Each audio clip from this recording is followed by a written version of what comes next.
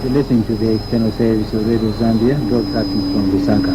The time is 19 hours.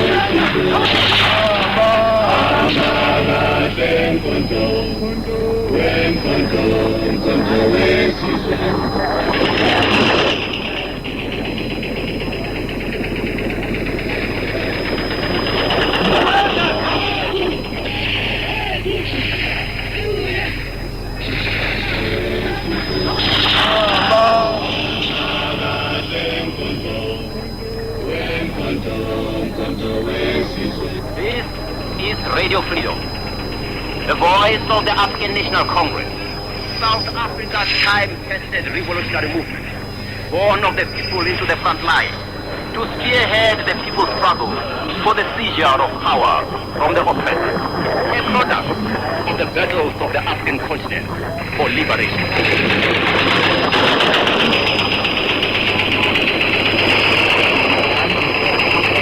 Comrades and fellow countrymen, here is a message of this year from the ANC President, Comrade Oliver Tambo. In the name of the National Executive Committee of the ANC,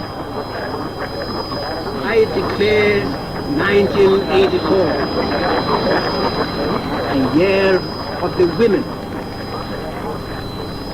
and charge the entire democratic and patriotic forces of our country with the task of joining in the effort to mobilize our women to unite in struggle for people's power. In our beleaguered country, the woman's place is in the battlefront of struggle. It will be our special task this year to organize and mobilize our women into a powerful, united, and active force for revolutionary change. The task falls on men and women alike. All of us together, as comrades in struggle, wish to stress the need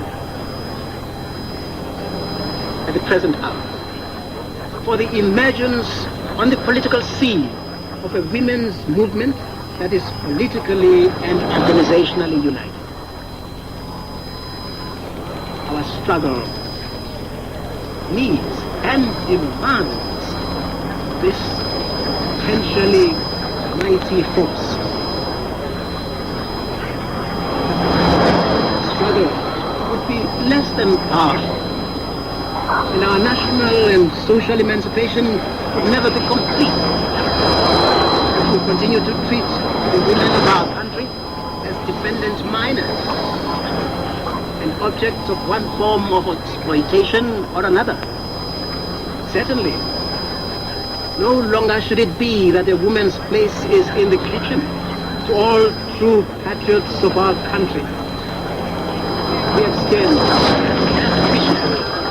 success in our common struggle during this, the year of the women.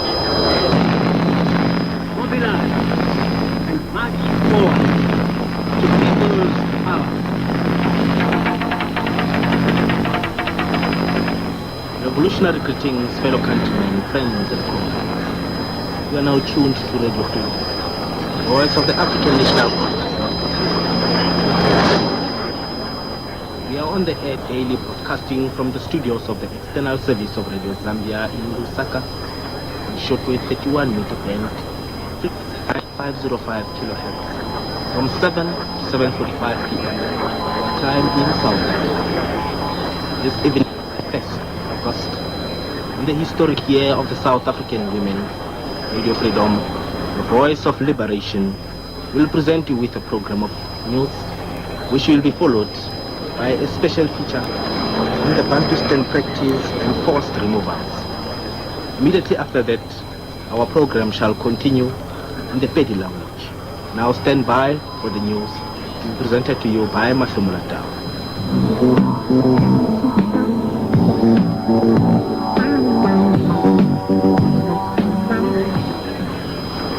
First, the main points. Heavy clashes between students and armed racist police are reported to have erupted at the township of Tabong in Velkom. The puppet Bantustan police in Bukutatswana are also reported to have button charged about 300 striking bus drivers at Erasmus near Haramku. The Pretoria racists are to extend compulsory military training to immigrants living in South Africa as from October this year. Now the news in details. Velkom. Heavy clashes have broken out this morning between school children and racist police in Tabong, Velkom. According to reports, groups of angry school children clashed with armed racist police in different parts of Tabong, and the situation was said to be tough and tense. All available police officers were rushed into the area to confront the angry students. The clash between the students and racist police officers in one school and rapidly spread to other schools in and around the area. Pretoria. Puppet police in the Bantustan of Botswana are reported to have button charged about 300 striking drivers. The bus drivers at Erasmus near Haramkua, north of Pretoria, refused to work following the dismissal of two of their colleagues. A number of police officers involved in the clashes with the bus drivers are reported to have been injured and their vehicles damaged by stones. So far, 3 people have been detained for allegedly addressing a meeting of the striking bus drivers. Military service for immigrants in racist South Africa will become compulsory in a few months. According to the registration officer of the Racist Defense Force, Brigadier Joe Kite, immigrants will be liable for compulsory military service from October this year. Registration begins on October the 11th, and the first contingent of immigrants are expected to begin their 2-year military training next year in January. On the very same day, October the 11th, immigrants living in South Africa with permanent living permits issued before April 19, 1978 will automatically become South African citizens. Furthermore, the racist registration officer Joe Kite says the new citizens of racist South Africa will be required to register for national service within 30 days of coming down. Wellington.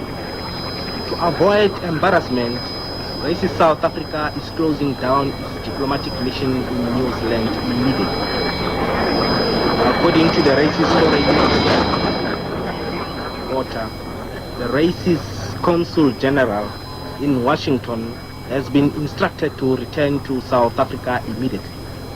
This decision has been prompted by the anti-racist stance of the Labour Party, which came into power recently. The new Prime Minister of New Zealand, David Longe, said early this week that the Labour government wouldn't consider reversing its decision to close down the racist consulate. It was only a matter of time when action will be taken. The Prime Minister of New Zealand, Mr. David Longe, was expected to make a statement this week on the fate of the racists in his country. Most New Zealanders are now breaking off diplomatic links with racist South Africa after the Muldoon's humiliating defeat. Nairobi. The Pan-African Women's Trade Union Seminar is currently underway at the Kenyan capital, Nairobi. The seminar, which is attended by delegates from 21 African countries, is expected to last a week. The stand of the African women trade unionists at the Women's Decade Conference to be held in July next year in the Kenyan capital is expected to be spelled out at the current seminar. Opening the women's seminar, the Kenyan Minister for Cooperative Development, Peter Okondo, said the government of Kenya fully supports women's participation in the trade union movement, that the tendency to suppress women must be removed.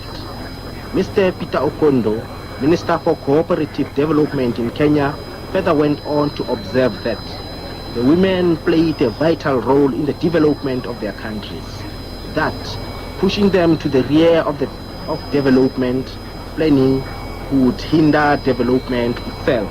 Now to end our news, here are the main points once again. Heavy clashes between students and armed racist police are reported to have erupted at the township of Tabong in Belgium. At the same time, the puppet Bantustan police in Botswana are also reported to have charged about 300 striking bus drivers at Erasmus near Karangua, north of Pretoria. The Pretoria racists are to extend compulsory military training to immigrants living in South Africa as from October this year. With that, we've come to the end of our news bulletin from Radio Zambia.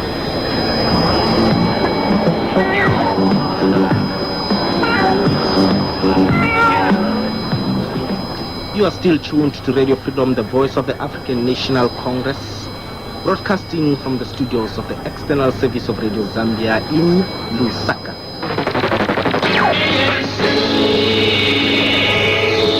Don't vote. If you vote, you'll be voting for the perpetuation of oppression. Don't vote. If you vote, you'll be offering your sons and yourselves for military conscription into an army whose principal task is to fight the oppressed in South Africa and terrorize the independent countries of Southern Africa. Don't vote. If you vote, you'll be selling your own birthright and your future for a mess of pottage. Don't vote. If you vote, you'll be helping the enemy to plant among us the seeds of disunity and prolonged bitterness. Don't vote. Don't.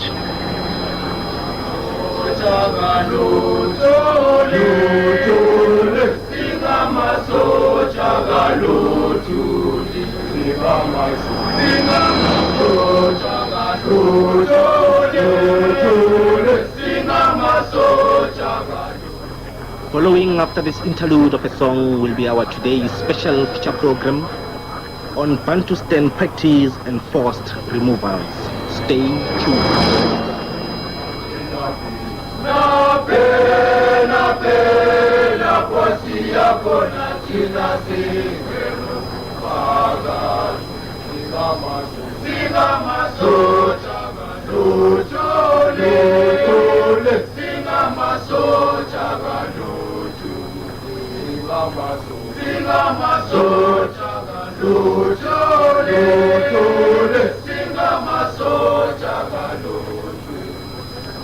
We present a special feature entitled Bantustan Practice and Forced Removal.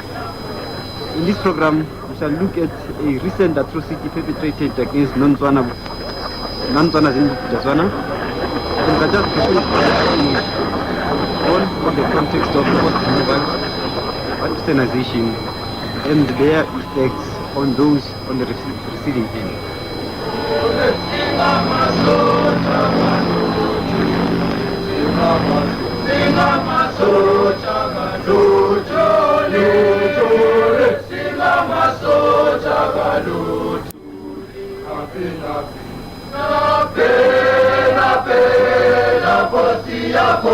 Tina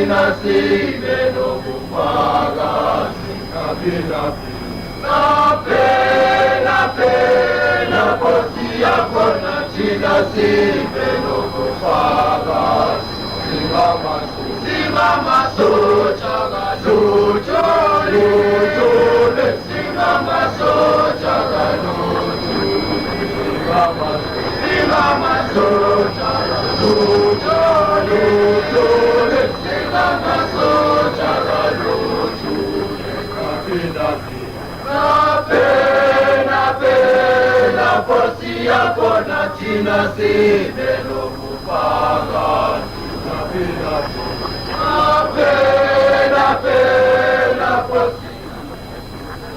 On Monday, we carried the following news item in our news bulletin. Evidence of atrocities perpetrated by the Mputa section of the South African police against our people has come to the attention of the people. The atrocities were directed against the people of Bos+. They have since lodged a formal complaint in which they detailed their maltreatment at the hands of the Mputa puppet police as follows: being directed to a dead-end corridor and severely beaten, being choked by a belt pulled tight around the neck, being made to drive to a policeman's radio and being shambocked and struck repeatedly on the head. Doesn't say yes. Our news item ended here. This is evidence of brutality perpetrated by an African against an African. The Bantustan puppet authorities have on many occasions proved that they have drank an overdose of their Pretoria masters' tribalistic poison. They have also proved intelligent students of the politics of oppressing and brutalizing the African people of this country. The Mputa puppets commit such a ghastly and inhuman act against what are their fellow oppressed Africans solely because told by their Pretoria masters that they are Tswanas who must live alone in their Tswanas only game reserve. For a long time now, the Mputa puppets have proved zealous in witch hunting non-Tswanas in Mputa and forcefully uprooting them, causing untold suffering to them. Most of these victims have been the Ndebele people who have resided from time immemorial in the areas that the Mputa puppets removed them. Mangobe and his hangers-on accepted a fictitious independence. On discovering that they have no power and recognition as an independent country, they make their non-existent power to be felt in a brutal manner by other Africans who are themselves victims of the greater power that subjects to its will and whim all black people of this country, whether nominally independent or not. Forced removals, as we have had occasion to stress in the past, are a real problem of all blacks. We have said that this problem has got to be tackled decisively all and sundry. We have said that no area is out of bounds. Criminal atrocities to which non-Tswanas have been subjected in Mputa over and above being forcefully uprooted while being in an area even designated for Africans by the inhuman Pretoria regime underscores this point. Residents in an African area deserted by whites voluntarily and handed over to Africans was enough to generate complacency and the illusion that all residents in that area would not be forcefully removed. But the criminal policies of the Pretoria regime have got even black agents to carry them out. Forced removal came to the people of Bos+ through the agents of Mango. From this, you see that the Bantustans embody the unwanted and cruel policies of the Pretoria regime, that therefore, as long as they exist, our miseries and our sufferings will always be with us. Forced removals cannot be fought only in the black spots in so-called white South Africa. For this struggle to reach the necessary level of intensity, it has to be fought even in the Bantustans and the areas considered to be rightfully belonging to Africans and other blacks in the urban areas. The Bantustans are a permanent threat of eventual forceful removal to all Africans, including, and even more so, those of Section 10 rights in the urban areas.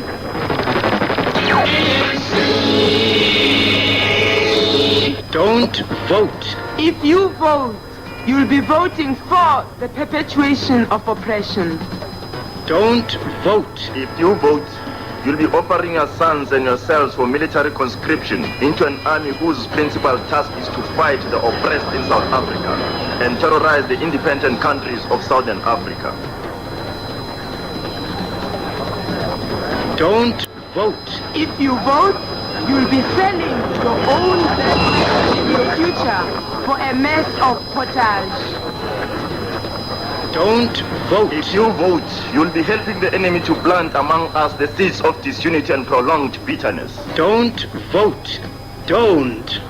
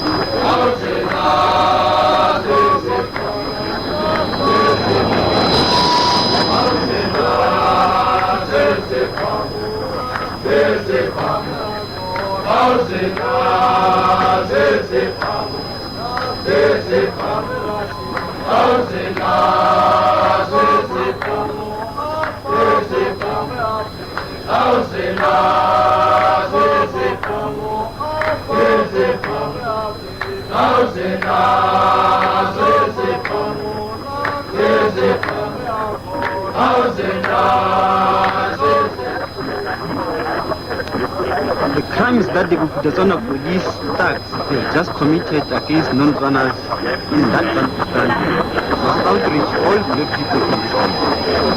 Our outrage must not be a silent and cowardly one. It must take the form of mass action against the dehumanizing policies of the racist generation.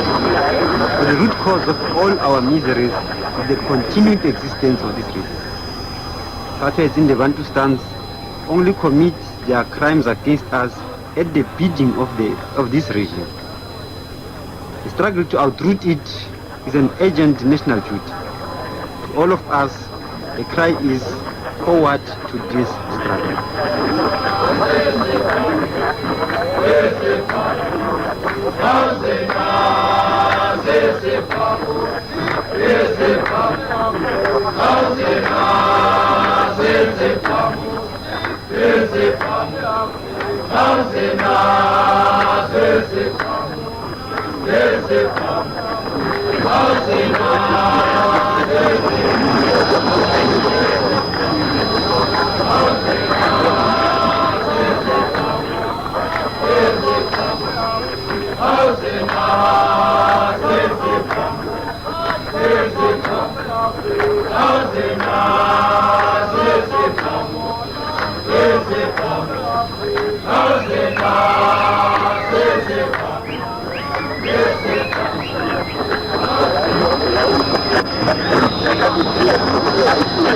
Another aspect of the crusading determination of Wether's Bantustan hirelings to bring misery to our people comes from Ulund.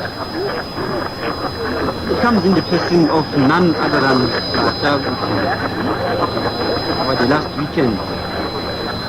The Ulundi megalomaniac made the sensational statement that he would be visiting the township of Lamontville.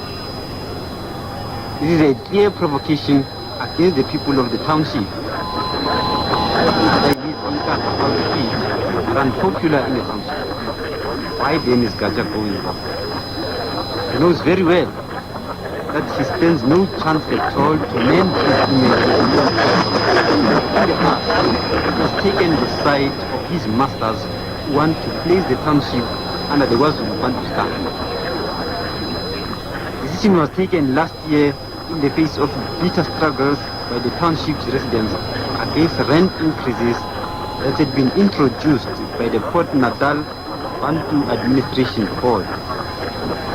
These anti-rent struggles spread to Chesterfield, and the two townships came involved in running street battles between the police and the residents. During these struggles, Inkat and Katabuteles were on the wrong side. This regime and Lamont Council can by no stretch of the imagination be mistaken for an Inkatha stronghold. A recent reminder, any were needed. The scuffle that broke out between Inkatha members and Lamontville residents during the Harrison Jewett Tombstone unveiling sale. Inkatha members were reported killed after the scuffle. All this is evidence of the high feeling against Gaza in the country. Evidence that he himself is aware.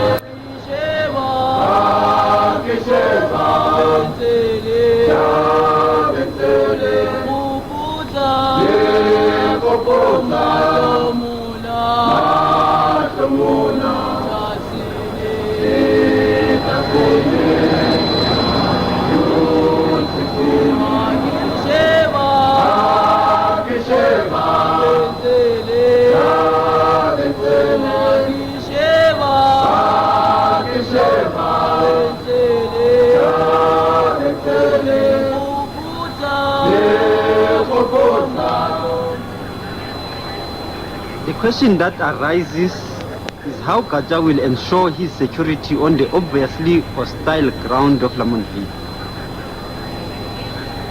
Could it be he will simply go there without security arrangements? This is unlikely. He will definitely take security precaution. An unlikely precaution is the calling of police to prevent the outbreak of any kind of violence. It is unlike Buthelezi to do there. He's got his own aim. At his side on September 1st at Lamontville would be a recipe for violence. Concern has already arisen at Lamontville over the announcement that Gaja is going there.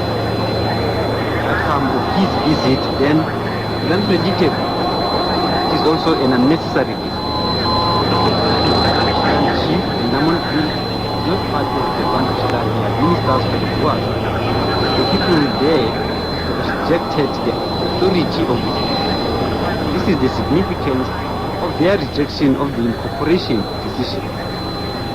It is a rejection of Buthelezi, a rejection of Inkatha, and a rejection of Bantustanization as a whole. In the light of all this rejection, it is clear that with the majority of the township's residents, Gaja has no constitution. This is as it should be for Buthelezi and Inkatha.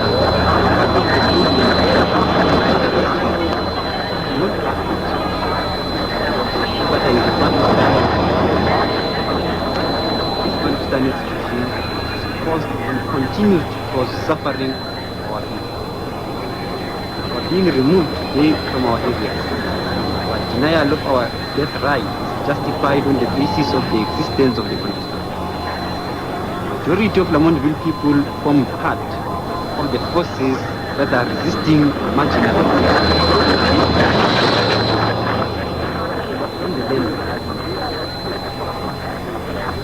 Madam Teresa Ninkata are not part of this brave contingent. And as long as he is a father, there is no chance of Sopala, sopale, sipalele, tina, tina, tipuneka ya, siyochatize. Sopala, sopale, sipalele, tina, tina. Our feature, which looked at the recent atrocity perpetrated by the Kutazwana apartheid against non-Zwanas, and Edgar Jazz proposed visit to the township of Monville, has come to the end. Our program will be continuing after this revolutionary song in the city.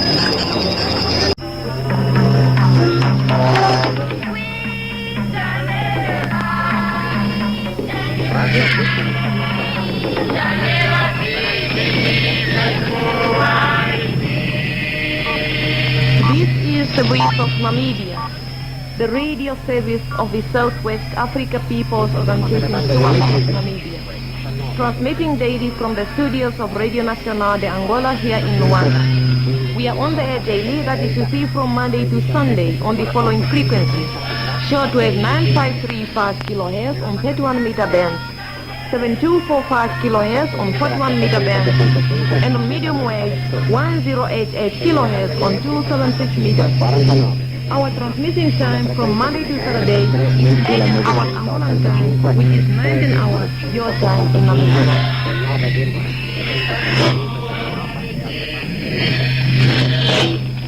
Good evening, listeners, fellow countrymen, and combatants of the People's Liberation Army of Namibia Club.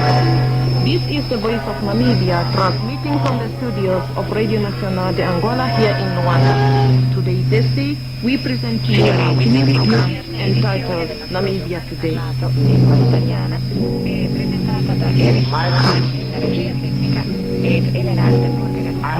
become a center in the country of my birth.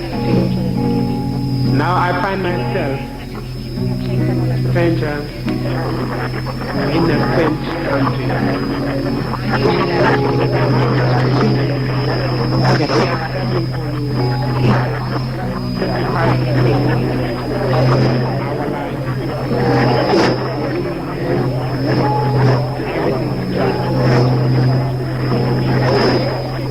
In today's edition, we focus on the militarization of Namibia by the regime of South Africa. South Africa is continuing to strengthen its military presence in Namibia by sharply increasing the ranks of its forces present inside Namibia. It is recruiting large number of mercenaries and forcibly conscripting Namibians into its military machinery. Furthermore, it is expanding and fortifying its military bases in Namibia, especially along the border with Angola. South Africa's military occupation of Namibia and its brutal repression of the Namibian masses has caused profound damage on the structure of the Namibian society. The destructive role of the South African occupation forces, their puppets and mercenaries, stands in contrast to the effort made by SWAPO to build a new society in independent Namibia. They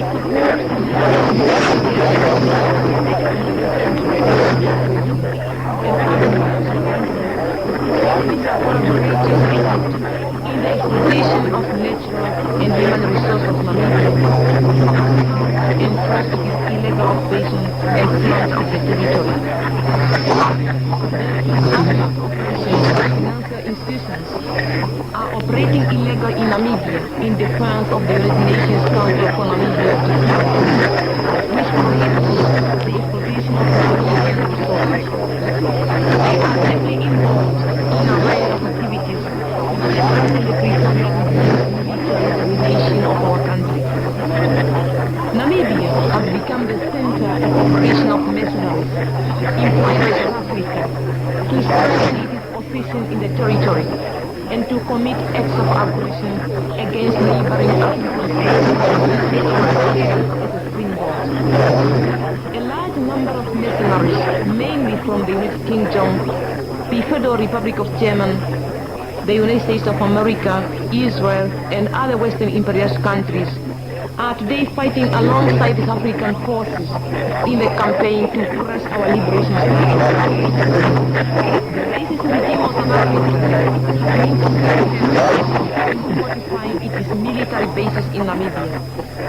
Of the more than 40 South African military bases in Namibia, those being expanded include those located at Windhoek, Walvis Bay, Grootfontein, Oshivelo, Ondangwa, Rakana, Oshakati, Rundu, Omega, Mfaja, and Katima Mulilo. In the face of the continued illegal occupation and militarization of Namibia, and the increased repression by the racist Pretoria regime, our combatants, the gallant fighters of the People's Liberation Army of Namibia, under the leadership of SWAPO, have intensified the armed liberation struggle to a high degree.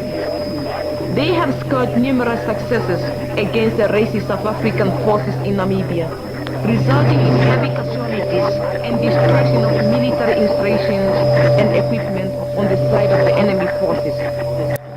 The successes of land combatants against the enemy have been made possible by the unwavering support SWAPO received from the Namibian people, who continue to seriously ensure the repression of the South African occupation forces. Efforts made by the Boer regime to bring this support through stick and carrot methods have not been sustained. The military achievements of plan have proved that Pretoria's sophisticated military machinery in Namibia today, which has been built up in coalition with certain Western imperialist countries and Zionist Israel, is not capable enough to confront the steadfast determination of land combatants.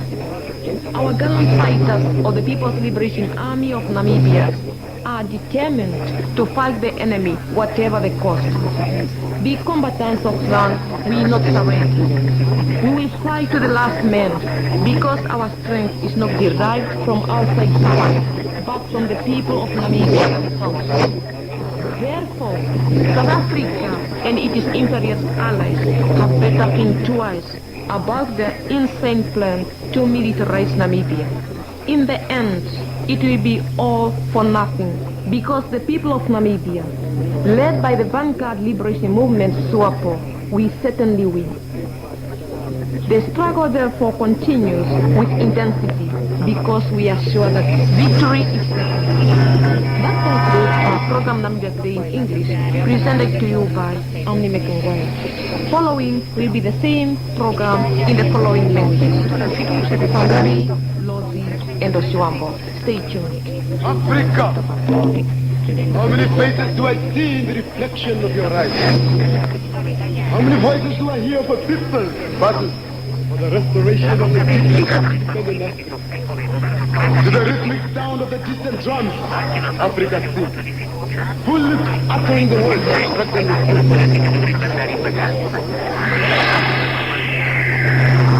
Africa, like a hurricane blazing through barren and wasted fields, the wind of change sweeps across Africa. And on the once faded faces, caught in the chains of oppression, shimmers the light of hope and confidence in tomorrow. And Africa sings, we shall conquer. We shall conquer and free the savannas, the jungles and the rivers. And we shall cleanse all the seas and waters from the evil of dark spirits, and engender echoes in the mountains and valleys that sing of things won and glories to come. Africa, Mother Africa, tell me, should we laugh? Should we cry? For mortal spears and arrows whistle in flight, for bombs explode against shields of Africa. Son, great son of mine, look at Africa. Look at her and be proud. Today comes the songs of African rhythm, songs with melodies pure and sweet, that sings of battles won and glories to come. while the whole of Africa sings. We shall conquer. We shall conquer and free the savannah, the jungles, and the rivers. We are our own liberators, and our spears are ready for more struggle.